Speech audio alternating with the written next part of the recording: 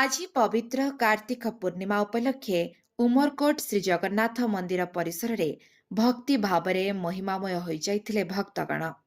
ସକାଳୁ ସକାଳୁ ହଜାର ହଜାର ଭକ୍ତ ନିଜ ହାତରେ ଡଙ୍ଗା ବୋହି ମନ୍ଦିରରେ ପହଞ୍ଚି ଶ୍ରୀଜୀଉଙ୍କ ଦର୍ଶନ କରିଥିଲେ। ଭକ୍ତମାନେ ଜଳଦୀପ ଜାଳି ଡଙ୍ଗା ଭସାଇ ନିଜ ମନୋକାମନା ପୂରଣ ପାଇଁ ପ୍ରାର୍ଥନା କରିଥିଲେ। ମନ୍ଦିର ପରିସର ଭିତରେ ଓ ବାହାରେ ଭକ୍ତମାନଙ୍କର ଖଚାଖଚ ଭିଡ଼ ଦେଖିବାକୁ ମିଳିଥିଲା। ସମଗ୍ର ପରିବେଶ ରାଧାକୃଷ୍ଣ ରାମ ନାମ ଧ୍ୱନିରେ ଗୁଞ୍ଜରି ଉଠୁଥିଲା। ଭକ୍ତମାନେ ଭକ୍ତି ଭାବରେ ଗୀତ ଗାଇ ନୃତ୍ୟ କରି ଶ୍ରୀଜୀଉଙ୍କ ଚରଣରେ ନମନ କରୁଥିଲେ। ସନ୍ଧ୍ୟା ସମୟରେ ମନ୍ଦିର ପରିସରରେ ଦୀପାଳକ ଆଲୋକରେ ଜଗମଗଉଥିଲା। ଶ୍ରୀ ଜଗନ୍ନାଥ ମନ୍ଦିର ପକ୍ଷରୁ ବିଶେଷ ପୂଜା ଅର୍ଚ୍ଚନା ଓ ମହାପ୍ରସାଦ ବିତରଣ କାର୍ଯ୍ୟକ୍ରମ ହୋଇଥିଲା। ଉମରକୋଟ ସହିତ ଆଖପାଖ ଗାଁରୁ ମଧ୍ୟ ଅନେକ ଭକ୍ତ ଆସି ଏହି ପବିତ୍ର ଅବସରରେ ଅଂଶଗ୍ରହଣ କରିଥିଲେ। ସମଗ୍ର ଉମରକୋଟ ସହର ଏହି ଅବସରରେ ଭକ୍ତି ଓ ଆସ୍ଥାର ରଙ୍ଗରେ ରଙ୍ଗାୟିତ ହୋଇଯାଇଥିଲା।